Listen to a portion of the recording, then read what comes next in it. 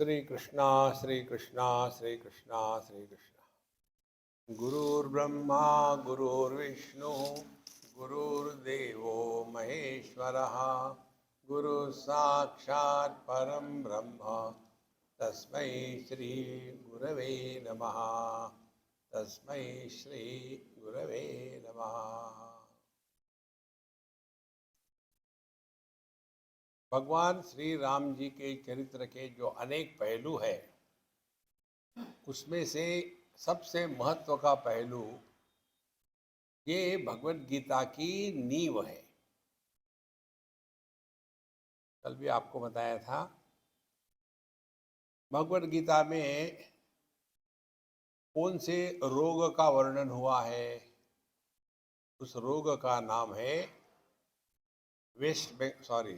ममता। वो इतना इक्विट हो गया है,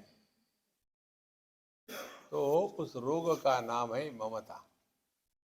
और उस रोग से मुक्त होने का जो उपाय है वो है समता।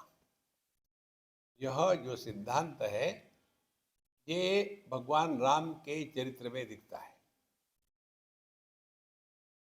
और अंत में जाकर के जब रावण को मार दिया, तब भगवान स्पष्ट कहते हैं कि दुश्मनों से दुश्मनी करो, लेकिन द्वेष मत करो। कितनी महत्व की बात है। दुश्मनों से दोस्ती नहीं होती, दुश्मनों को मारो, लेकिन द्वेष के द्वारा नहीं। एक संत थे, वो भी किसी को मारने पर, युद्ध चल रहा था और उसको मारना था, तो इसको नीचे गिराया, उसके छाती पर बैठ गए। आप उसको मारने ही वाले थे, तो उस व्यक्ति ने जिसको मारने वाले थे उनके मुंह पर थूक दिया। तो जैसे थूक दिया तो उन्होंने अपना डैगर जो था मारने के लिए वो निकाल दिया, नहीं मारा, छोड़ दिया। तो उसके जो चेले चपाते थे बोले, महाराज आपने इसको क्यों नहीं मारा? बोले, मैं मारने के लिए तो मैं गया ही था, लेकिन जब उसने मेरे मुंह पर थूका तो मेरे मन में उसके प्रति घृणा आ गई। जो कार्य कर्तव्य के रूप में किया जाता है, उस कार्य के अंतःकरण पर संस्कार नहीं होते, और जो कार्य काम क्रोध लोभ मोह मद मात्सर्य ईर्ष्या घृणा इसके प्रभाव में आकर के किया जाता है, उसके संस्कार मन पर होते हैं। कितनी महत्व की बात है। भगवत गीता आपने तो 1000 बार पढ़ी होगी। नहीं पढ़ी नहीं हो, पढ़ी पढ़ के रख दी, वही रहो। कई लोगों का यही होता है, स्वामी जी वही भगवत गीता आप कितने बार बोलेंगे? दूसरा कहता है, मुझे मजा आता है दूर से देखने में। आपने कभी सुना है क्या वही भगवत गीता, वही अध्याय, वही स्वामी जी हर बार नए बोलते हैं? जैसे कॉलेज के प्रोफेसर का लेक्चर रटा रटाया होता है, वैसे अध्यात्म का लेक्चर रटा रटाया नहीं होता। जिसकी आवश्यकता ऑडियंस को है, उसके अनुसार हृदय में विचार प्रकट होते हैं। तो हमारे सबके जीवन का जो सबसे बड़ा धब्बा है वो है द्वेष, घृणा।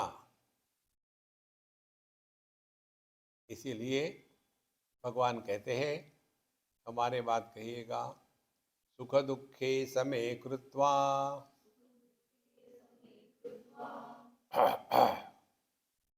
सुख दुखे समे कृत्वा, एक बार और सुख दुखे समे कृत्वा। अब कितने बार मैं खांसू? लाभा लाभौ जया जयौ ततो युद्धाय युज्यस्व नैवं पापम अवाप्स्यसि।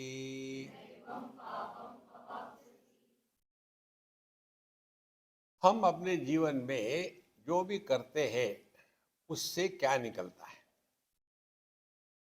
या तो हम सफल हो गए या असफल हो गए, जय अजय। शादी करी, दूसरा उदाहरण दो ना। शादी करी तो सफल हुए क्या? ये सफेल हुए। तो शादी करी, जय अजय, या तो हम जीतेंगे या तो हारेंगे। अच्छा, यदि जीतेंगे तो लाभ है, हार गए तो नुकसान है। लाभ अलाभ, लाभा लाभ। और यदि लाभ हुआ तो सुख है, और अलाभ हुआ तो दुख है। ये तीन जो जोड़े हैं, इसको समझ लेना। आप जगत में कुछ भी करो, यही होगा, बाकी कुछ नहीं। आइदर वी विन और we are defeated. If we win we gain, if we are defeated we lose, if we get we are happy, if we lose we are miserable. इसके परे और कुछ नहीं है जीवन, इतना ही जीवन है। तो ये गणित सब जगह लागू होगा।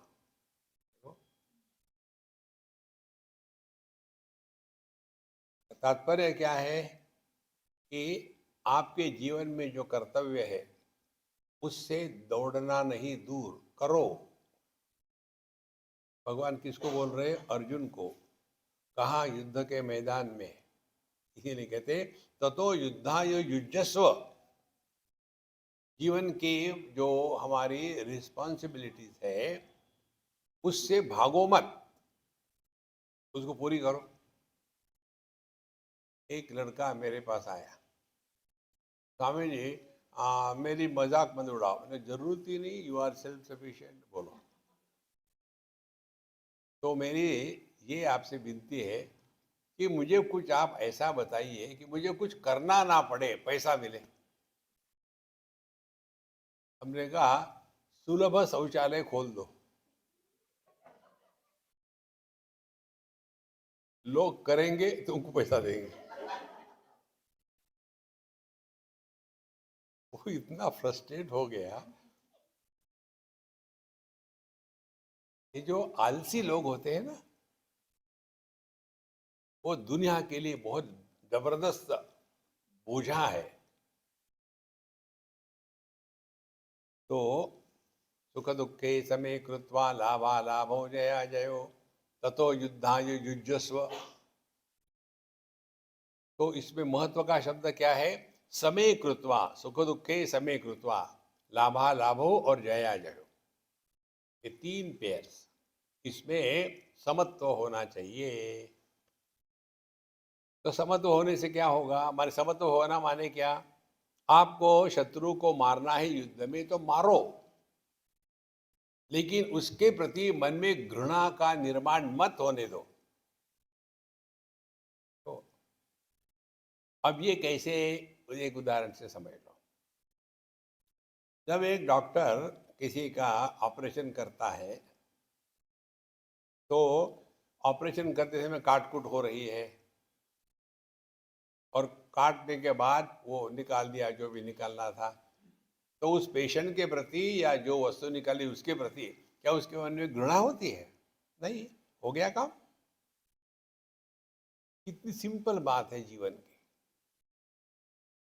घृणा हमारे अंतःकरण को गंदा कर देती है।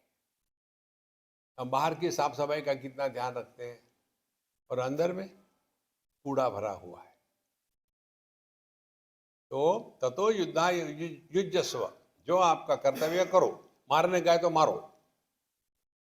लेकिन यदि आप समत्व को रखोगे, माने जिसके ऊपर कर्म हो रहा है उस कर्म को लेकर के और उसके जो फल है उसको लेकर के हमारे मन में यदि समत्व बना रहेगा तो क्या होगा?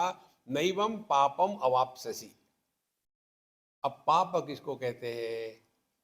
ये भी बहुत महत्व की बात है। इस जगत में केवल पुण्य और केवल पाप कहीं नहीं है। पाप के साथ पुण्य जुड़ा होता है, पुण्य के साथ पाप जुड़ा होता है। केवल पुण्य कहीं नहीं है, केवल पाप कहीं नहीं है। नहीं, लेकिन हम भगवान का नाम लीजिए, केवल पुण्य नहीं है। नहीं है कैसे? मैं ले रहा हूं। अरे तुम्हारी औकात क्या है? मैं ले रहा हूं, यही तो पाप है। अन्यथा संतम आत्मानम अन्यथा प्रतिपद्यते। पहला पाप यही है कि हमने अपने आप को भगवान से अन्य मान के रखा है। वो भले कितना नाम लो, अब कुछ नहीं होगा उससे, नॉइस पोल्यूशन होगा।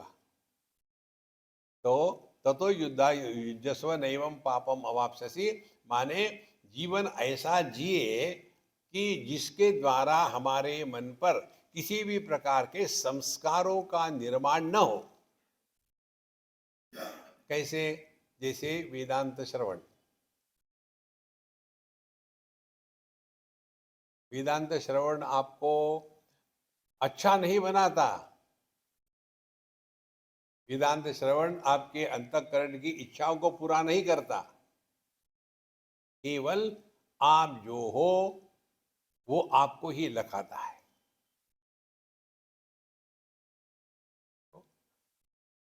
तो नैवम पापम अवाप्स्यसि, ये जीवन जीने का सिद्धांत है भगवत गीता का। जो भी हो रहा है, जो करना है, बढ़िया से बढ़िया करो। डांटना है तो डांटो, लेकिन मन में कोई संस्कार निर्माण न हो। कैसे संस्कार निर्माण होते हैं? मन में ग्लानि आ जाती है। अरे यार, मैंने इसको इतना जोर से मारा, पता ही नहीं चला, मुझे इतना गुस्सा आ गया था। अब क्या करें? क्यों, क्या हो गया? मैंने उसको इतना जोर से चाटा मारा कि उसकी गर्दन शरीर से अलग हो गई। अब क्या करूं?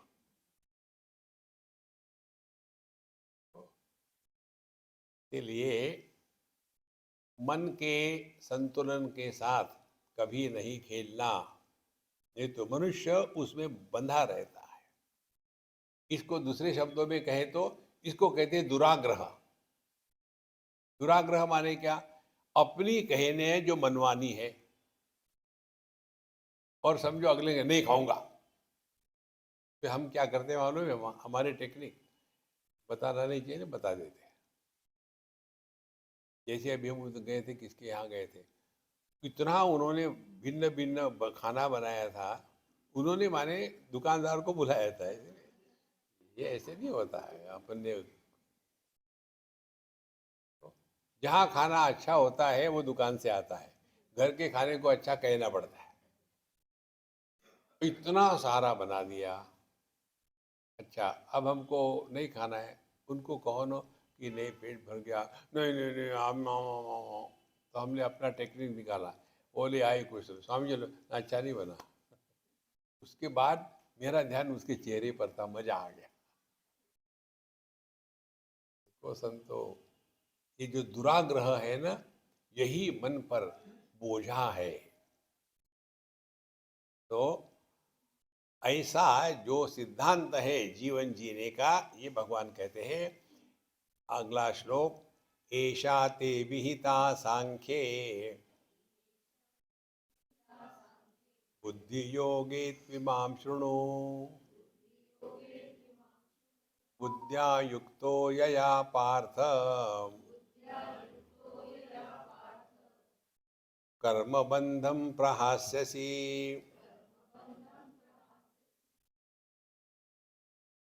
एषा ते, हे ते माने तुभ्यम, तुमको, अभिहिता माने बताया। एषा ते अभिहिता, हे अर्जुन तुमको मैंने क्या बताया? सांख्ये योगे बुद्धि। सांख्य योग माने क्या? ज्ञान योग। इसीलिए द्वितीय अध्याय को कहते हैं सांख्य योगो नाम द्वितीयोध्याय। तो यह जो ज्ञान योग है, इसकी बात अभी तक तुमको बताई। माने जब तक के ज्ञान ठीक नहीं होगा, तब तक के कर्म बोझा बन के रहेगा। समझदारी का किया हुआ कर्म परेशानी नहीं करता, और ना समझी का किया हुआ कर्म जो है एक आध बार ठीक हो जाता है, हर एक बार नहीं होगा। अध्यात्म ऐसा नहीं है कि एक आध बार ठीक है, हाफ एन आवर मेडिटेशन बाकी फ्रस्ट्रेशन, ऐसा नहीं है। 24 घंटे इन दैट पॉइस। तो ऐशा ते भीता सांख्य बुद्धि योगी युवा सुनो।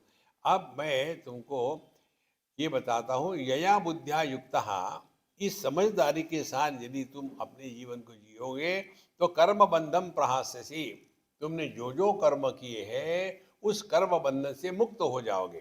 कारण क्या है कि कौन सा पाप है कर्म के साथ जुड़ा हुआ? कर्म के साथ जुड़ा हुआ पाप है हमारा कर्तृत्वाभिमान। तो कर्म किसको कहते हैं? क्रिया जमा कर्तृत्वाभिमान, दोनों को इकट्ठा करके कर्म होता है। तो कर्म से पाप क्या है? यही पाप है। मैंने ये किया, मैंने वो किया, मैं ऐसा हूं, मैं वैसा हूं, मैं ये नहीं खाता, मैं वो नहीं खाता। इस मैं से अपने आप को बचाओ। तो इसीलिए हम आपको बताते हैं, बहुत सिंपल साधना, बहुत कठिन है करने के लिए। निर्विशेष सत्ता, अपने आप को दुनिया से अलग करके मत रखो। पानी तेरा रंग कैसा है, जिसमें मिलाया वैसा। पानी का अपना कोई रंग नहीं है। परमात्मा भी वैसा, उसका अपना कोई आकार नहीं है। मनुष्य हो तो चलेगा, गधा हो तो चलेगा, गधा मनुष्य हो तो भी चलेगा। तो बहुत सरल है, कठिन नहीं है अध्यात्म। जहां हम विशेष बन जाते हैं वहां से संसार शुरू हो गया।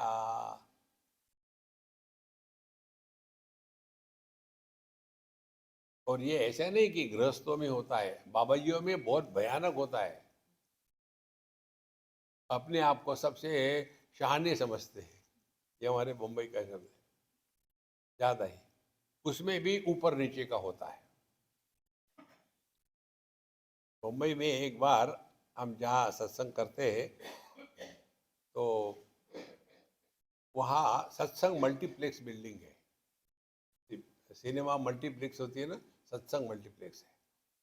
तो 5 स्टोरी में 5, 7, 8 सत्संग साथ साथ चलते हैं। कहीं होम्योपैथी, कहीं योगा, कहीं वेदांत, कहीं भागवत, कहीं रामायण, कहीं भजन कीर्तन, कहीं भरतनाट्यम, साथ साथ चलता है। तो हमारा सत्संग 5वें माले में नॉर्मली होता है।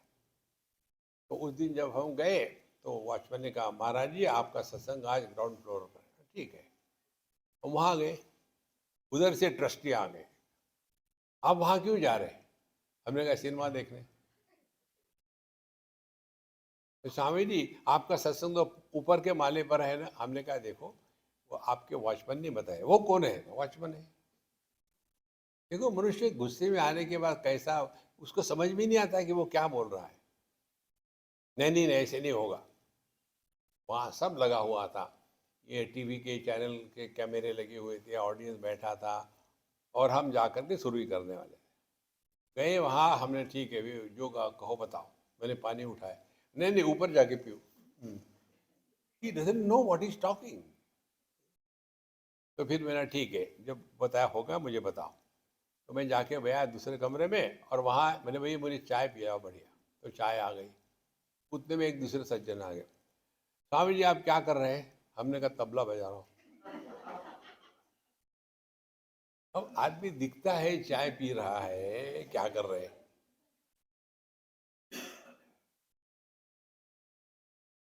बोले आपको उन्होंने यहाँ से एकदम हटाया और आपको बुरा नहीं लगा? मैंने बोला वो मेरा प्रश्न है, आपको क्या फर्क पड़ता है? फिर उसने कहानी बताई। ऐसे एक बार हुआ था, एक महात्मा जी का सत्संग चल रहा था, दूसरे महात्मा जी आ गए। तो उनको बता, 2 मिनट क्षण हमको दीजिए, हम आपका आसन थोड़ा सरका देते हैं, वो महात्मा जी यहाँ बैठेंगे। अब इस महात्मा जी को इतना गुस्सा आ गया, उठ के चले हो गए, मैं नहीं करूँगा सत्संग, चले गए। और आपका सब हटा दिया, आपको दुख नहीं हो रहा? आपको इंसल्ट फील नहीं हुआ? हमने कहा देखो, हमारी अंडरस्टैंडिंग बड़ी क्लियर है। ग्राउंड फ्लोर पर बैठ कर के ये लोग सुनने वाले थे और फिफ्थ फ्लोर पे जाके सुनेंगे नहीं, ऐसा है क्या? कहीं भी नहीं सुनते, कहीं भी बैठे कौन सुनता है? यदि ऐसा होता कि वो यहाँ सुनते वहां जाके सुनेंगी नहीं, तब मुझे दुख होता। मुझे बिल्कुल क्लियर है, इसमें कोई किसी की बात नहीं सुनता। हमको सब बताते, स्वामी जी आप ऐसा क्या करो, ठीक है। तो जैसे वो हमारी बात नहीं सुनते, हम उनकी बात नहीं सुनते। ये है ऐशा ते विहिता सांख्ये बुद्धि योगी तो युवाम शृणु। इस प्रकार से समझदारी से यदि आप कर्म करोगे, माने क्या समझदारी है? कर्म के साथ कर्तृत्वाभिमान, यही उसका पाप का अंश है। और जहां कर्म के साथ कर्तृत्वाभिमान का महत्व आ गया, वहां पाप पुण्य निर्माण हो गया, धर्म अधर्म हो गया, स्वर्ग नरक में जाओगे। कितनी सिंपल बात है। यदि हमारी आंखें खुली और सामने भगवान का चित्र है, कई बार आंखें खुली और सामने कोई भयानक वस्तु है, तो आंखों को कुछ होता है क्या? प्रकाशक वो है जो प्रभावित नहीं होता। कि यया कर्म बंधन प्रहास्यसि, तुम्हारे जीवन में कर्म बंधन हमेशा के लिए मिट जाएगा। अगली बात कहते हैं, नेहा विक्रम नाशोस्ति प्रत्यवायो न विद्यते स्वल्पमप्यस्य धर्मस्य त्रायते महतो भयात्। यह माने इस अध्यात्म के मार्ग पर यह अभिक्रम नाशः नास्ति। अभिक्रम नाश माने क्या? समय इतने समय पर शुरू करना था, ये ग्रह यहाँ वो ग्रह वहाँ है, इतने ब्रह्म मुहूर्त में आकर के ये करना था, अरे यार नहीं हो पाया, अब क्या हो गया? कुछ नहीं होता, नहीं तो नहीं। तो हम ही निर्णय लेते हैं, इतने बार करें, हम ही उसको तोड़ते, फिर हम ही परेशान होते हैं। इसलिए यह जो अभिक्रम नाश है, इस अभिक्रम नाश का इस ज्ञान के मार्ग में प्रत्यवाय दोष नहीं होता। समझदारी से करो। आपको टेम्परेचर है और सर दर्द हो रहा है, फीवर है, लेकिन मैं तो सुबह 4 बजे उठ के ठंडे पानी से नहाऊंगा ही, फिर बाहर मत आना, वही रहना। वो संतो, ये जो जबरदस्ती होती है ना, ये अध्यात्म नहीं है, ये मैं का रूप है। मैं ये करूंगा, मैं ये करूंगा, देखो। और व्यक्ति को इसका अभिमान हो जाता है। हम लोगों के जैसे नहीं है हमेशा गर्म पानी से नहाते, हम तो बर्फ के पानी से नहाते। हम तो टिश्यू पेपर से नहाते। ये जो मैं है ना महाराज, हमको इससे मुक्त होना है और कुछ नहीं। तो नेहा विक्रम नाशोस्ति प्रत्यवायो न विद्यते स्वल्पम अपि अस्य धर्मस्य। इसको इतना भी करो, माने क्या? कर्म के साथ कर्तृत्वाभिमान का त्याग कर दो।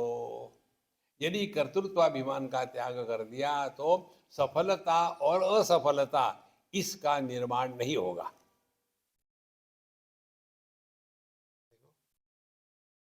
जो आपको उदाहरण दिया था हमने, life is a time pass के लिए, जब छोटे बच्चे के साथ अब हम खेलते हैं, एक कैंप में हम खेल रहे थे, उन्होंने कहा स्वामी जी आप तो आना ही पड़ेगा खेलने के लिए। हमने, मैं नहीं खेल सकता यार, नहीं आना ही है आपको। अब मुझे खींच के ले गए, हमारे खंडाला की बात है, बड़ी स्कूल का अच्छा ग्राउंड था। और जाने के बाद क्रिकेट, स्वामी जी आप क्रिकेट खेलिए। हमने कहा रूल मेरे हो गए, है अलाउड? बोले हाँ आपके रूल।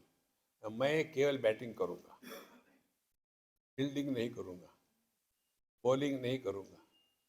और मैं कभी आउट भी नहीं हूं। है अलाउड तो मैं करूंगा।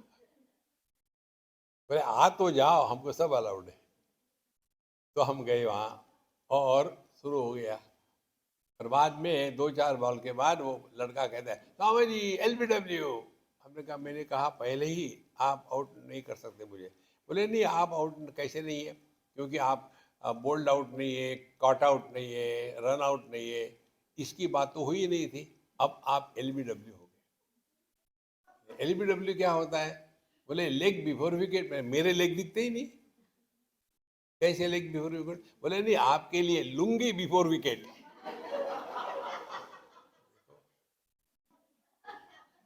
तो यदि सफलता असफलता मैं है, तब जाकर के जीवन में ये सब परेशानी आती है। तो मैं जब उस बच्चों के साथ खेल रहा था, तो उसमें मुझे इतने रन्स निकालने हैं, ये कुछ था क्या? केवल टाइम पास। तो जैसे आप सत्संग सुनते हो ना, वैसी दुनिया की बातें सुनो। यहाँ की बातें कितनी आसानी से भूल जाते हैं, वैसी वहां की बातें भूल जाओ, वहां की बात याद रखते हैं। इसलिए हमने आपको कई बार बताया है, ये बहुत बड़ी साधना है। याद मत रखो कुछ। भगवान की स्मृति माने संसार का विस्मरण। भगवान स्मृति का विषय नहीं है। देखो, स्मृति माने मन के माध्यम से, परमात्मा मन के माध्यम से उपलब्ध नहीं होते। जैसे आंखें स्वयं को नहीं देख सकती, इसी प्रकार से जिस मन से हम दुनिया को देखते, उसी मन से परमात्मा को देखने के लिए परेशान होगे तो झंझट में पड़ोगे। तो क्या करना है? यही है, अनात्म भाव का चिंतन के अभाव को आत्मचिंतन कहते हैं। कि जैनियों ने मुझे एक बार, हम किसी के यहाँ थे जैन फैमिली में, तो उसकी वो अम्मा थी, उसने कहा कि स्वामी जी, हमारे मुनि लोग भी कहते हैं, आप भी कहते हो आत्मचिंतन करो, माने क्या? हमने कहा आप उनको पूछो। बोले उन्होंने नहीं बताया, उन्होंने बताया कि तुम अभी छोटी हो, तुमको नहीं समझ में आएगा। हमने कहा उनको समझ में आया था क्या? आप बताओ। हमने कहा देखो, आत्मचिंतन करो माने अनात्म चिंतन का अभाव।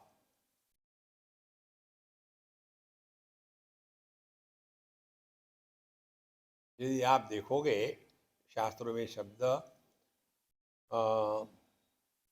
अशब्द, अस्पर्श, अरूप, अरस, अगंध, only in a language of negation the truth is revealed. न तत्र चक्षुर्गच्छति, न वाक् गच्छति, न मनः, न विद्मः, न विजानीमः, यथा एतद् अनुशिष्यात्। वहाँ हमारे सभी के सभी इंद्रिय मन बुद्धि कार्य नहीं कर सकते, तो फिर उसको कैसे जाने? हम नहीं जानते।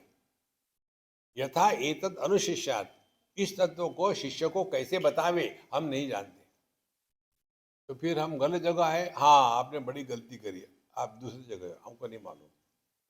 नहीं नहीं नहीं महाराज जी, ऐसे झटक मत दो, आपके गुरु ने आपको कुछ बताया होगा ना। हाँ हाँ बताया, वही बता दो। बोले सुनो, अन्य देव तद विदितात् अथ अविदितात् अधि। तुमने जिसके बारे में पूछा ना, प्रश्नोपनिषद, जिसके बारे में पूछा, वो क्या है? ज्ञात और अज्ञात के परे है। क्या है ये नहीं बताया, अब ढूंढो। तो महाराज, उपनिषद शब्देन ब्रह्म विद्या उच्यते। उपनिषद 3 शब्द है उसमें। उप माने करीब, नी माने निश्चयन, और शद धातु के 3 अर्थ है।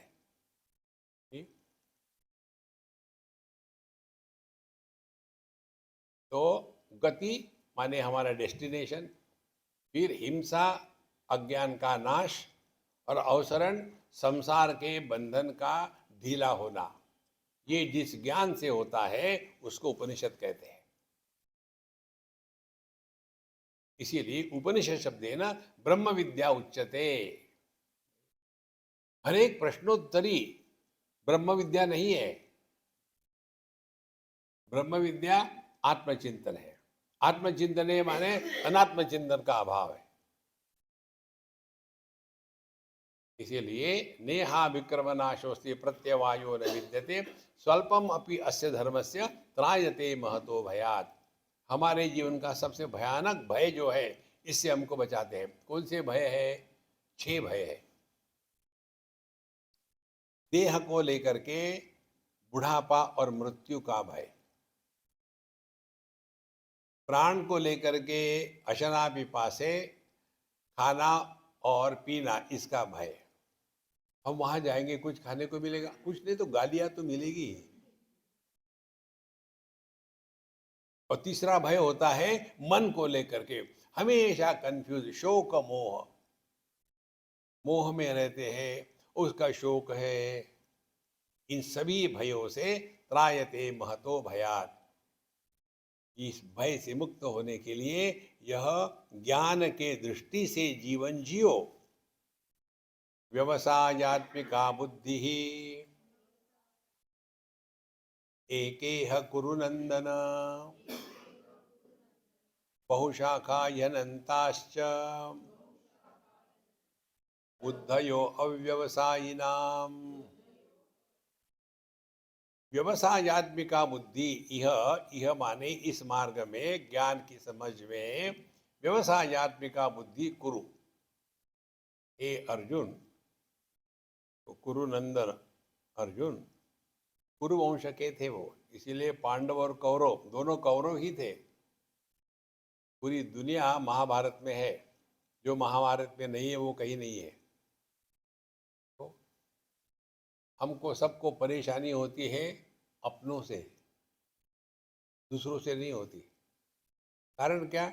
दूसरे से कोई अपेक्षा ही नहीं होती। हमको दूसरे के पत्नी से परेशानी होती है क्या? अपनी पत्नी से होती है। तो ये कहते हैं, देखो लोगों की पत्नी कितनी अच्छी होती, तो वो क्या कहेगी? The grass is green on the other side of the fence. वहां जाके देखो। इसीलिए व्यवसायत्मिका बुद्धि, व्यवसायत्मिका माने निश्चयात्मिका। तो आपको ये निर्णय लेना है जीवन में, यही तम्बाकू, यही चूना खाना है कि जिंदगी भर, कि हमारे माध्यम से परमात्मा 100% प्रकट हो जाए। ये लक्ष्य हमारा क्या है? तो यह इस जन्म में, इस क्षेत्र में बुद्धि व्यवसायत्मिका कुरु। और जो अव्यवसायी नाम, जिनको अपने जीवन का लक्ष्य स्पष्ट नहीं है, अव्यवसायी, उनकी बुद्धि कैसी है? बहुशाखा अनंताश्च। फिर वो गए, गंगा गए तो गंगादास, जमुना गए तो जमुनादास, घर में आए तो है ही देवदास शुरू। तो इसके लिए आपको एक सिंपल रूल बताते हैं जो हम अपने जीवन में चलाते हैं। गुरु, सदगुरु एक होता है। सत यदि एक है तो सदगुरु अनेक कैसे हो गए? तो पहली बात ये हो गई। दूसरी बात, सदगुरु माने क्या? कोई हमको सिखा सकता है, पढ़ा सकता है? असंभव। हमको स्वयं को सीखना है। ये बहुत महत्व का सिद्धांत है महाराज। तो भगवान शंकराचार्य बताते हैं 4 प्रकार के शिष्य होते हैं। एक उत्तम अधिकारी, दूसरा मध्यम अधिकारी, तीसरा अधम अधिकारी और चौथा अधमाधम। 4 प्रकार के। उत्तम अधिकारी, एक ही बार सुनने से सब कुछ हो गया। दूसरा है मध्यम अधिकारी, उसको घोटा लगाना पड़ता है। तीसरा है अधम अधिकारी, उसको समझ में आता ही नहीं कुछ। वो चैलेंज है गुरु महात्मा, ट्राई करके देखो। और अधमाधम, वो हर चीज को उल्टा समझता है। गुरु वही है, एक ही है, कि 4 प्रकार के लोग 4 प्रकार से समझेंगे। और इसीलिए हमारे भगवान रामकृष्ण परमहंस, इनकी ये बात हमारे हृदय में बहुत डीप बैठी है। और वो क्या बात है? जीवन में कभी भी गुरु मत बनो, हमेशा साधक बन के रहना है। ये तो दीज आर माय डिसाइपल्स, ये तो छोटे बच्चे हैं। हाँ, इनको मैं पढ़ाती हूँ गणेश शरणम शरणम गणेश। हो गए गुरु शिष्य। देखो, जिस दिन आप गुरु बनोगे, आपकी सीखने की प्रक्रिया बंद हो जाएगी। साधक आखिरी दम तक सीखता रहे। बहुत सारी चीजें सीखने की है। इसीलिए बहुशाखा यरंताश्च बुद्धया अव्यवसायी नाम, जिनको स्पष्टता नहीं है कि हमारे जीवन का लक्ष्य क्या है, फिर ये इधर उधर भटकते हैं। कैसे भटकते हैं? यामिमाम पुष्पिताम वाचम प्रवदन्त्य विपश्चितः वेदवादरता पार्थ नान्यदस्ति इति वादिनः कामात्मानः स्वर्गपरा जन्म कर्म फलप्रदां क्रिया विशेष बहुलां भोगैश्वर्य गतिं प्रति। ऐसे जो अपने जीवन के लक्ष्य को स्पष्टता से नहीं समझते, फिर वो यामिमाम पुष्पताम वाचम प्रवदन्ति अविपश्चितः, ये जो अज्ञानी लोग हैं, ये बड़ी मीठी मीठी पुष्पिताम वाचम, माने उसमें पुष्प दिखते हैं लेकिन फल नहीं होता। ये अपने को संसार में बांधने की बात है। और फिर क्या कहते हैं? वेदवादरता पार्थ, फिर केवल आर्ग्यूमेंट, लॉजिक, ये कर्म वो कर्म, ये मंत्र करना चाहिए, वो मंत्र करना चाहिए, इसका उच्चारण ऐसा है, उसका उच्चारण ऐसा है, उसी को लेकर के न अन्य अस्ति इति वादिनः, यही सब कुछ है। कर्मकांडियों की बात है। आपने देखा होगा जितने भी कर्मकांडी होते हैं ना, कर्मकांडी में ये पूजा पोथी करने वाले भी आए।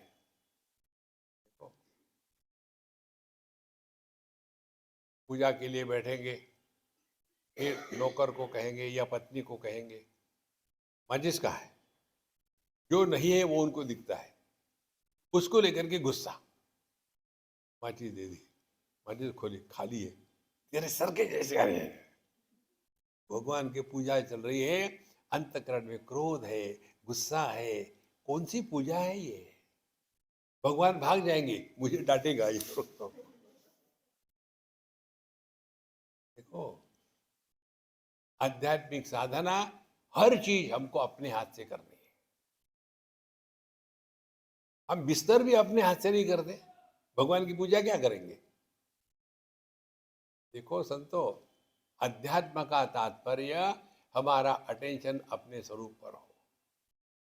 इसीलिए पूजा करनी है तो वहाँ का साफ सफाई अपना काम है, उसके बाद चंदन घसना अपना काम है, फिर फूलों की माला बनानी अपना। इसके द्वारा हमारा मन लंबे समय तक प्रभु चरणों में रहता है। तो इसको कहते हैं तात्पर्य निर्णय। एक कोई अम्मा मुझे मिली दिल्ली में, उस समय मैं जा रहा था बद्री केदार। बोले स्वामी जी आप मेरे लड़की को ले जाओ और उसकी बड़ी समस्या है। मैंने, मेरे लिए तुम समस्या हो, तुमको मैं कहाँ ले जाऊँ? बोले नहीं, उसका डाइवोर्स का चल रहा है, बहुत इंटेलिजेंट है, इसीलिए डाइवोर्स हो रहा है। तो आई मेरे साथ, उसको कुछ पता नहीं था कि मुझे बताया है। रशिया में रहती थी, वहाँ से झगड़ा करके आ गई। जब हम केदारनाथ को चढ़ रहे थे, तब प्रश्न के बाद प्रश्न, इसीलिए हम प्रश्नोत्तरी कोई इंटरेस्ट नहीं लेते। प्रश्न, स्वामी जी देखो कितना सुंदर है, देखो वो झरने बह रहे हैं, कहाँ पक्षी उड़ रहे हैं, कितना सुंदर है ना, बहुत सुंदर। चलो, आपको कोई टेस्ट ही नहीं, क्या कहते हो, एस्थेटिक टेस्ट नहीं है आपको? अरे नहीं, हमको अस्थमिक अस्थमा है। चलती रहो। थोड़े आगे गए, स्वामी जी ठंडा बढ़ रहा है। हमने कहा अभी तुम्हारे होठ बोल रहे थे, अब तुम्हारा गला बोल रहा है, चलती रहो। और आगे गए, स्वामी जी चाय मिलती है क्या? हमने कहा अब तुम्हारा पेट बोल रहा है, चलती रहो। आगे गए, स्वामी जी सांस फूल रही है। हमने कहा अब तुम्हारे घुटने बोल रहे हैं, और चलती रहो। स्वामी जी अब तो मैं नहीं चल सकती, अब आई कैन नॉट वॉक। मैंने बैठी रहो, यहाँ चारों तरफ बर्फ है, सड़ने का चक्कर नहीं। जब जरूरत पड़ेगी उधर से हेलीकॉप्टर आएगा, उनको उठा के ले जाएगा, कर लेगा, तो सड़ने का चक्कर नहीं। लेकिन ये इतना दूर क्यों बनाते हैं सब मंदिर? देखो, जो वाराणसी में रहने वाले हैं उनको पूछो, साल में कितने बार विश्वनाथ जी के दर्शन के लिए जाते हैं? हाँ, सुनने को भी तैयार नहीं है। तो और जब वहां केदारनाथ जा रहे थे तो हर कदम पर वही, यार इनका मंदिर इतना क्यों दूर है, ऐसा क्यों किया, ठंडा बहुत है। अरे ये गर्म चाहिए, गर्म बर्फ। तात्पर्य क्या है, जितने ज्यादा समय तक हम परमात्मा का स्मरण करेंगे उतनी उपासना श्रेष्ठ होती है। और हमारी उपासना भगवान का नाम लेते समय भी नहीं वहीं होती है, उधर ही जाते भागते रहती है। इसीलिए कारण क्या है, कामात्मा नहा, मुझे क्या मिलेगा क्या मिलेगा। देखो, स्वर्ग परा, फिर मरने के बाद स्वर्ग जाएंगे, जन्म कर्म फल प्रदाम, और इसी कर्मों में वो फिर पुनरअपि जनरम के चक्कर में पड़ते हैं। और विशेषता क्या है, क्रिया विशेष बहुलाम, इतनी सारी क्रियाएं होती है। पिछले बार जब मैं आया था यहाँ, तो यहाँ 108 शतचंडी का आयोजन हुआ था। शायद उस समय अपने ओझा जी आए थे, रमेश भाई ओझा, उनका भी सत्संग चल रहा था। हम देखने के लिए गए, देखने के लिए टाइम पास हो जाता है। और इतने सारे, और जो उनका प्रवचन चल रहा था, सब लोग सो रहे थे। मैंने कहा कि महाराज धन्य है आप, इतनी कठिन तपस्या है, सोते हुए आदमी को सत्संग सुनाना और स्वयं नहीं सोना।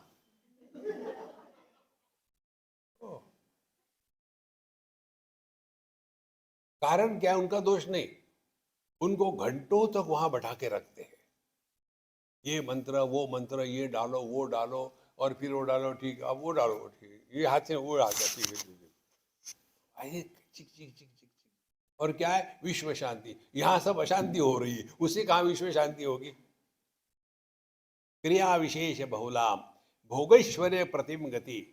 फिर उनका तात्पर्य क्या है, भोग मिले, ऐश्वर्य मिले, धन धान्य मिले, पैसा मिले, ऐसे जो है भोगैश्वर्य प्रसक्ता नाम तय अपहृत चेतसाम व्यवसायत्मिका बुद्धि समाधो न विधीयते।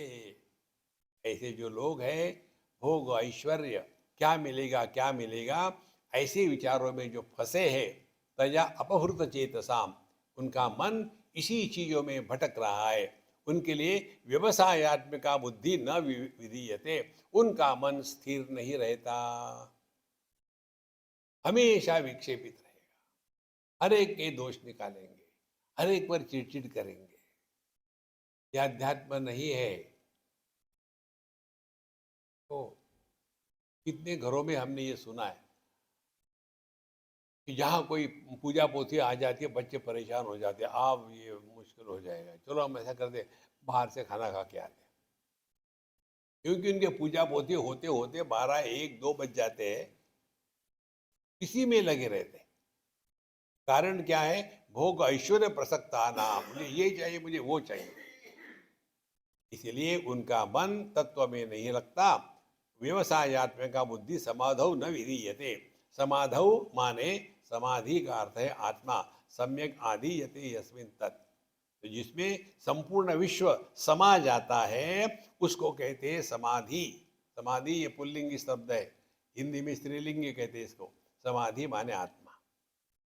तो जब तक के हम अंतर्मुखी नहीं होंगे तब तक के हम अध्यात्म में है, दिल बहलाने के लिए गालिब ख्याल अच्छा है। किसी भी हालत मन के शांति के साथ खेलना नहीं। अब इसका एक उदाहरण ले लो। समझो, हाँ, दिस जस्ट एग्जाम्पल। समझो मेरे मन में किसी के प्रति द्वेष है। अच्छा, जिसके प्रति द्वेष है उसको पता ही नहीं। वो आएगा, स्वामी जी आप कैसे हैं, मैंने सोचा सुबह सुबह आपके दर्शन लूं, और मेरे अंदर क्या चल रहा है, अरे राम सुबह सुबह आया मेरा दिन खराब कर दिया। उसको पता ही नहीं। तो द्वेष जिसके अंतःकरण में होता है वो दुखी होता है, जिसको द्वेष करते हैं उसको पता ही नहीं, वो तो मस्त रहता है। ध्यान रखो संतो अपने मन के शांति का, प्रसन्नता का। प्रसन्न चेतसो ह्याशु बुद्धि पर्यवतिष्ठते, इसी अध्याय में करेंगे। जो प्रसन्न चेतस है वही परमात्मा में मन को लगा सकता है। जैसे किसी को रूट कैनल हो रहा, तो क्या मेडिटेशन करेगा वो? क्या हो रहा है? सेंटिडेंटल मेडिटेशन। तो संतो मन के साथ मत खेलो, रिलैक्स रिलैक्स। अध्यात्म को लेकर के जितने लोग ज्यादा दुखी है उतने खा पी करके मोटे लोग दुखी नहीं है। मुझे मोटे लोग इसीलिए अच्छे लगते हैं क्योंकि आप पर गिर गए तो चोट नहीं लगती आपको। और हड्डी वाला कहीं गिर गया तो आपको छेद हो जाएगा। आपने कहीं देखा है क्या, ये जो है ना लाफिंग बुद्धा, दो चित्र है बड़े पॉपुलर। एक लाफिंग बुद्धा का है, कैसा है, मस्त मोटू है और सब जगह में बच्चे चढ़े हुए, हाँ हाँ, यही लाइफ है। और दूसरा एक योगी का चित्र है, ऐसा बैठा है, हड्डी हड्डी पूरी, आप उसकी जो है ना चेस्ट के जो रिब्स है पूरे दिखते हैं ऐसे, और ऐसा बैठा हुआ ऊपर से निकल गया। तो इस चक्कर में मत फंसो, मन प्रभु चरणों में लगाओ, आप दुखी नहीं होगे। हमारा मन बाहर है, तो व्यवसायात्मिका बुद्धि समाधौ न विधीयते, जिसकी मन विक्षेप से परिपूर्ण है वो कभी तत्व को प्राप्त नहीं कर सकता। मन को देखो भैया, अपने मन को परमात्मा में मिटा दो। हमने आपको कल परसों बताया था कि यहाँ नहीं, शायद जयपुर में बताया था, पर यहाँ भी बताया होगा। स्थूल देह रोग के कारण जिंदा है, सूक्ष्म देह रोग के कारण जिंदा है, और कारण देह रोग के कारण जिंदा है। रोगों के कारण ही हम जिंदा है। स्थूल देह के रोग को कहते हैं व्याधि,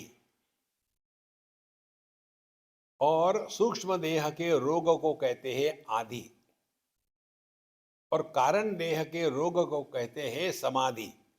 तीन रोग है। यदि शरीर को, स्थूल देह को रोग होना बंद हो गया तो वो मुर्दा है। मुर्दे को घुटने का दर्द नहीं होता। मुर्दे को चढ़ा दिया आपने मणिकर्णिका में, आग लगाई, अरे यार ज्यादा ही गर्म है। देखो, तो रोग होना बंद हो गया, स्थूल देह मर गया। ध्यान से सुनना, सूक्ष्म देह के रोग क्या है, उसके रोग यदि आदि ये रोग बंद हो गए तो सूक्ष्म देह मर जाएगा, माने मन मर जाएगा। तो क्या है मन के या सूक्ष्म देह के रोग? काम क्रोध लोभ मोह मद मात्सर्य षड्विकार, ये मन के रोग है। यदि ये मन के रोग खत्म हो गए तो मन मन नहीं, फिर मन चैतन्य है।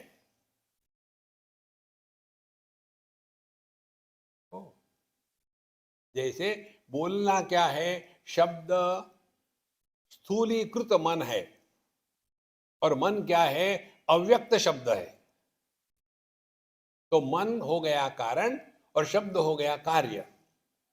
यदि हमने अपने वाणी पर कंट्रोल किया तो हम हमेशा मन के साथ रहेंगे। और यदि मन में काम क्रोध लोभ इत्यादि विकार न आवे तो मन भी गायब हो जाता है। फिर वो अपना कारण चैतन्य में वापस चला गया। और यदि हुआ तो फिर कारण देह का रोग क्या है? अविद्या। हमारी जो अपने बारे में गलत धारणा है, जगत के बारे में गलत धारणा है, भगवान के बारे में गलत धारणा है, आध्यात्मिक साधना के बारे में जो गलत धारणा है, वो सब धारणाएं मिट जाएगी और आप जहां हो मौज में रहोगे। देखो संतो, भोगैश्वर्य प्रसक्तानां तया तया पवृत चेतसाम व्यवसायात्मिका बुद्धि समाधौ न विधीयते। तो जो बहिर्मुखी है वो ध्यान ध्यान करते रहे, दुखी रहते। एक हमारे मित्र, वो भी बाबा जी है, जब हम जवान थे साथ साथ पढ़ते थे तो मुझे हमेशा यार तू योगा क्यों नहीं करता यार? मैंने ऐसा कर, दो चार सूर्य नमस्कार तू ही कर ले मेरे नाम से, मेरे से नहीं होता। हमेशा पीछे ये करो वो करो, मैं नहीं करूँगा। टाइम गया, वो भी हो गया 50-60 साल का। फिर मुझे बम्बई में मिला। तुम कैसे हो? हम टन है और क्या। बोले यार क्या बताऊं, मुझे मेरे फेफड़े बहुत खराब हो गए हैं और गर्दन इतनी दुखती है कि मुझे डंडा लगा करके ऐसा बैठना पड़ता है, नहीं तो कॉलर लगानी पड़ती है। और घुटनों का तो पूछो ही मत। ठीक है, नहीं पूछेंगे। अब मुझे बताओ, मैंने इतना योगा किया, ये इतना क्यों हुआ मुझे? हमने कहा इसीलिए हुआ। तो अपना जो फोन होता है ना, फैक्ट्री सेटिंग से आता है तो परफेक्ट होता है। उसके बाद अनवांटेड डाउनलोड, ये ऐप अच्छी है, वो ऐप अच्छी है, इससे ये होता है, उससे वो होता है। आप अपने फोन के अंदर झांक के देखो, ज्यादा से ज्यादा 2 या 3 या 4 ऐप्स का आप प्रयोग करते हैं और बाकी की ऐप बोझा है। इस डिवाइस की एक अपनी कैपेसिटी होती है, इतना उसमें भर दिया तो फिर क्या होता है, वो फोन हैंगअप हो जाता है। इसी प्रकार से हम सभी के सभी फैक्ट्री सेटिंग से परफेक्ट है। By birth we are all perfect. Download देखो संतो, इतना वो हवा भरते रहेंगे। पहले तो वो डॉग की जो होती है, क्या कहते हैं उसको,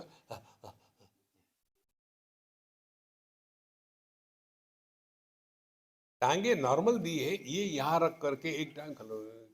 अरे ये कोई सर्कस है? तो योग में ये शरीर के भिन्न भिन्न अंगों को लेकर के, जिसको आसन कहते हैं, केवल 2 उसमें सूत्र है, ज्यादा नहीं है, केवल 2 है। यदि वो महत्व का होता तो पतंजलि महर्षि ने अनेक सूत्र दिए होते। 2 ही क्यों दिए? वो इतना इंपॉर्टेंट नहीं है। इंपॉर्टेंट क्या है? चित्त वृत्ति निरोधा। और फिर इसके ऊपर विस्तार किया है।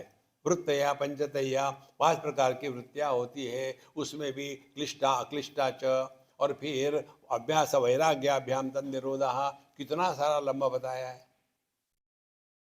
देखो, आसन यदि महत्व का होता तो उन्होंने आसन पर विस्तार से बताया होता है ना, और विस्तार से उन्होंने बताया यम और नियम पर। तो जितने भी योगी है ना, ये यम नियम को बाईपास करके चले जाते हैं, डायरेक्टली आसन। तो संतो, और उसी में फंसे रहते हैं। सभी समस्या नासमझी की है। इसलिए व्यवसायत्मिका बुद्धि समाधौ न विधीयते, जिनकी बुद्धि भटकती रहती है, ये करना है वो करना है, ऐसा कैसे शांत रहेगी। और चित्त वृत्ति निरोध का एक और महत्व का सिद्धांत आपको बताते हैं। किसी भी योगी को पूछ लो आप, बोला भगवान की कसम खाओ, मेरी कसम मत खाना, भगवान की कसम खाओ कि क्या तुम्हारा चित्त वृत्ति निरोध हुआ है?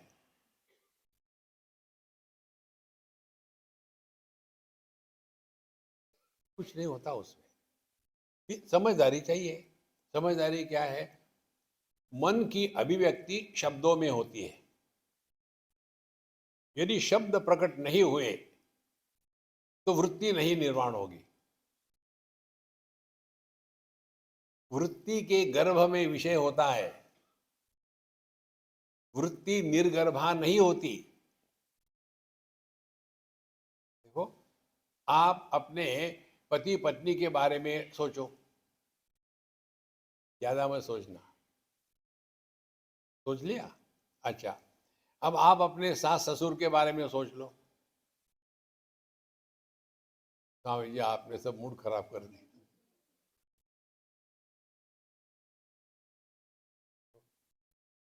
अब छोड़ दो।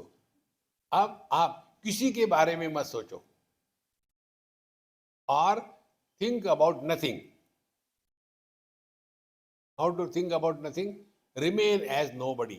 पहले पति पत्नी बने थे, फिर सास ससुर बने थे, अब remain as nobody. Now try to think as no बडी।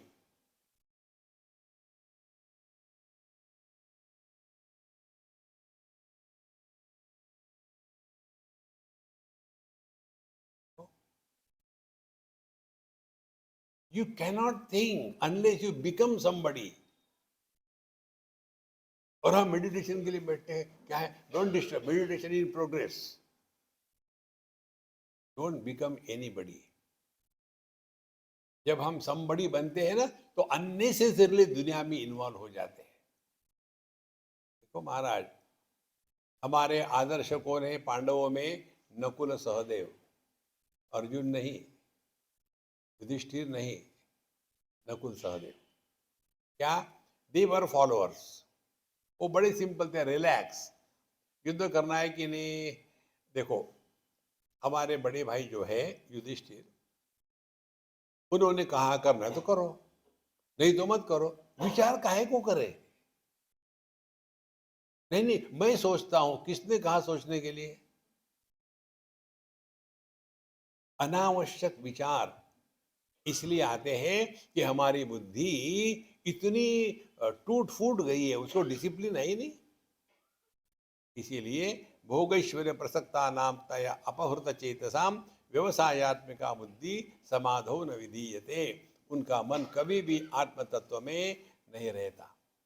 और इसीलिए भगवान अर्जुन को बड़ी महत्व की बात कहते हैं। त्रैगुण्य विषया वेदा निस्त्रैगुण्यो भवार्जुन निर्द्वंद्वो नित्य सत्वस्थ निर्योग क्षेम आत्मवान। ये है भगवद गीता की साधना। त्रैगुण्य विषया वेदा, वेद इन तीन गुणों की ही बात करते हैं। सत्व रजस तमस, पाप पुण्य, धर्म अधर्म, स्वर्ग नरक, ये जन्म अगला जन्म पहला जन्म। देखो, जीव के कारण कर्म, कर्म के कारण जीव। तो पहले कर्म है कि पहले जीव है? Mutually dependent variables are supported by an independent factor.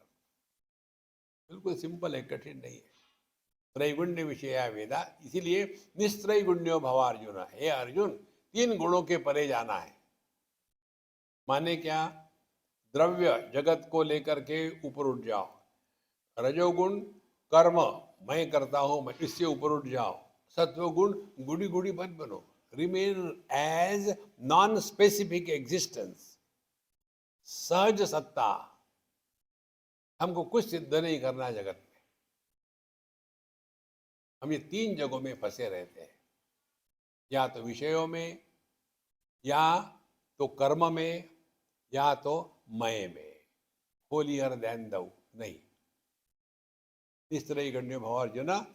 और कैसे? निर्द्वंद्व, निर्द्वंद्व का तात्पर्य क्या है?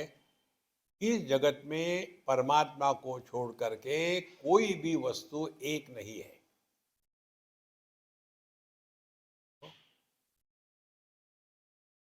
सुख दुख, लाभ हानि, जय पराजय, मित्र और शत्रु, द्वंद्व, एक दूसरे के विरोधी, पति पत्नी।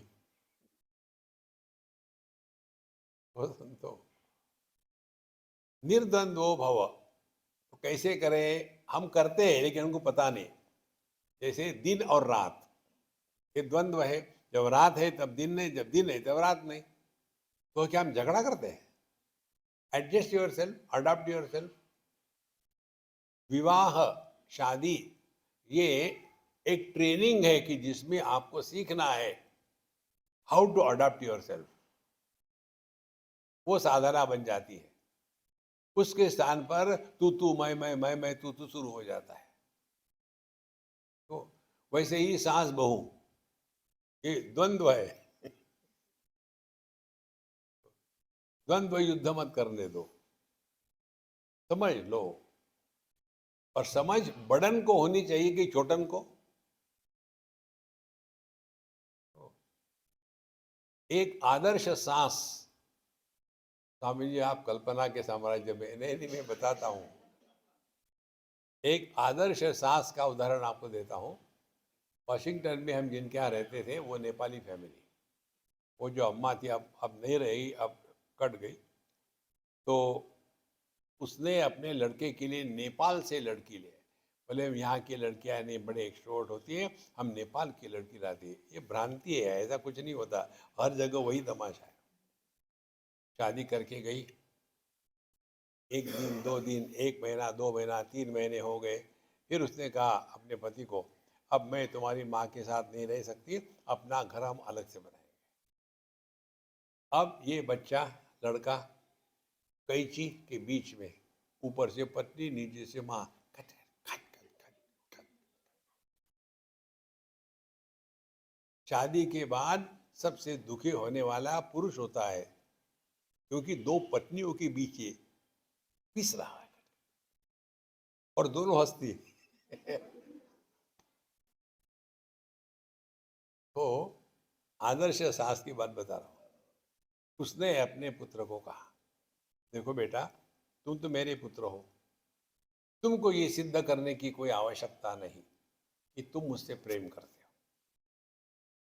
लेकिन तुमको ये सिद्ध करने की आवश्यकता है कि तुम अपने पत्नी से प्रेम करते हो। उसके साथ रहो, तुमको उसके साथ ही जीना है।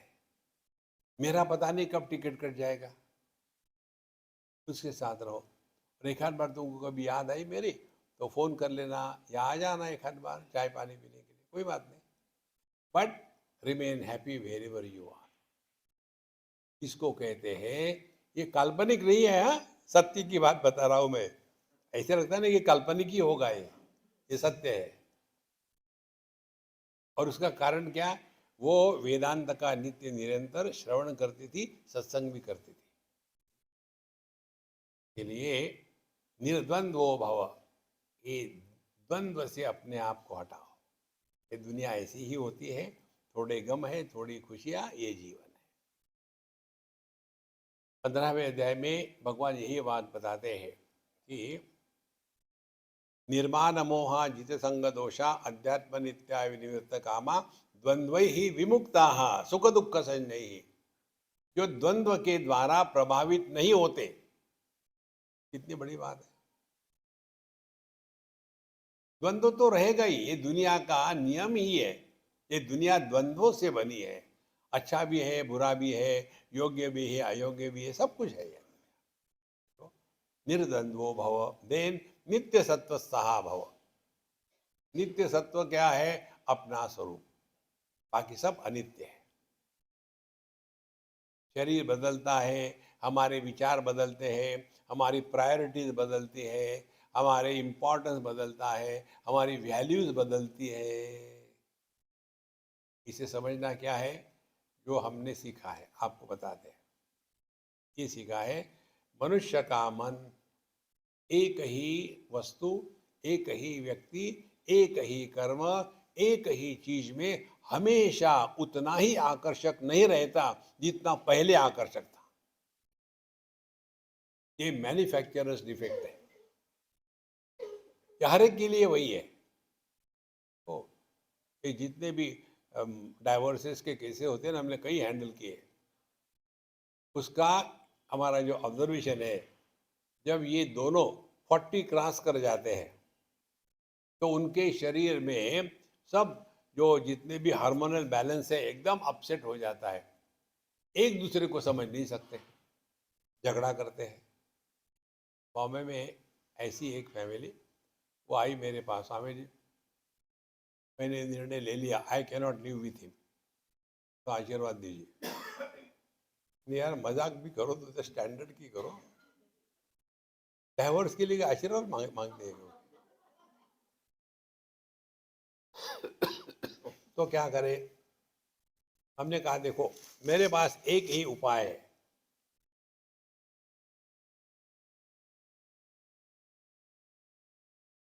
सभी समस्या का एक उपाय, चिंतन करो।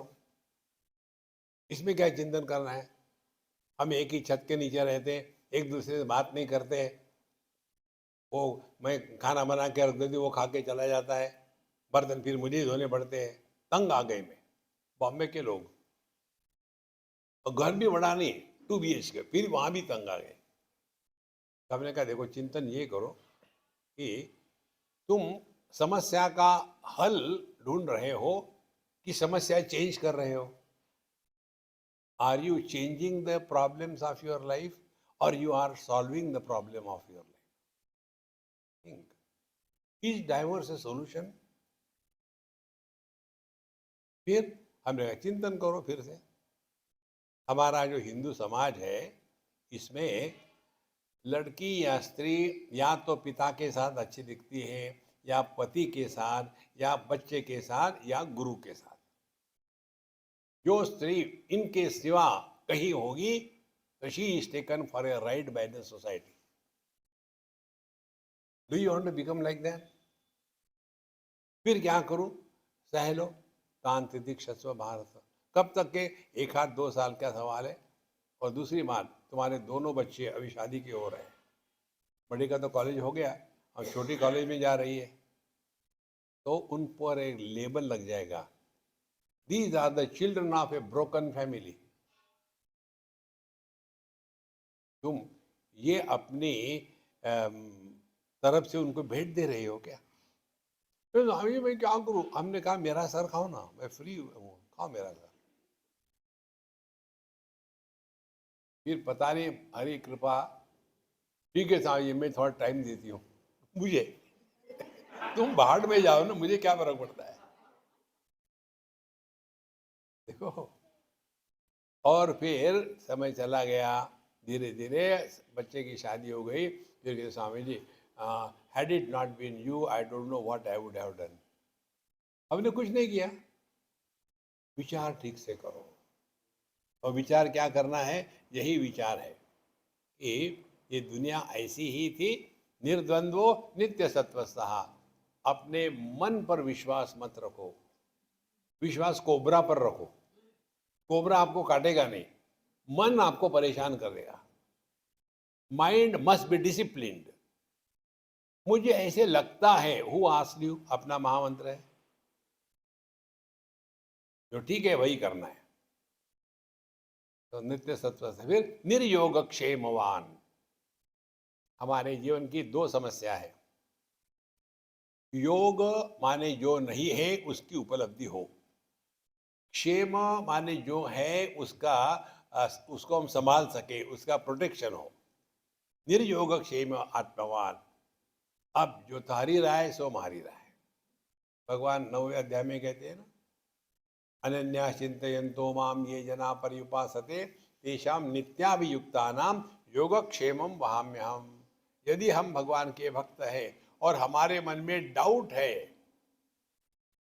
पता नहीं ठीक होगा कि नहीं, तो आप भगवान के भक्त नहीं हो। जिसके हृदय में हृदय भगवान है उसके मन में संदेह, डाउट, फ्रस्ट्रेशन नहीं हो सकता। निर्योगक्षेम और आत्मवान, रिमेन फोकस ऑन और योर ओन बीइंग। अब इसका क्या लक्षण होगा कि हम अपने स्वरूप में बैठे हैं, you are happy, you are happy, you are happy. Then you don't have to join a laughing club. Happiness doesn't mean पागल के नीचे हंसते रहना, है क्या हुआ पता नहीं यार, जब से हैप्पी हो गया, नहीं होता। Happy means living at zero complaint level. Happy means expecting nothing from nobody.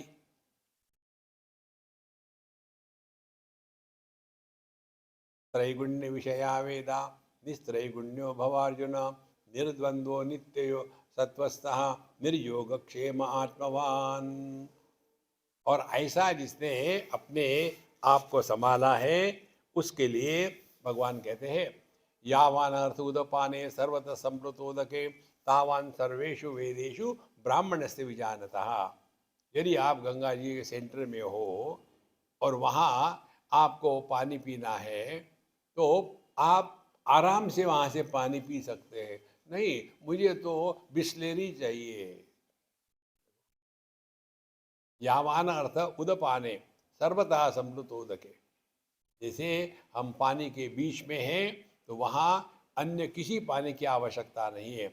इसी प्रकार से तावान सर्वेषु वेदेषु ब्राह्मण से विजानता, जिसने अपने स्वरूप को पहचान लिया है, उसने कर्म किए हैं, योगा किया है, उपासना किया है, सब कुछ किया है।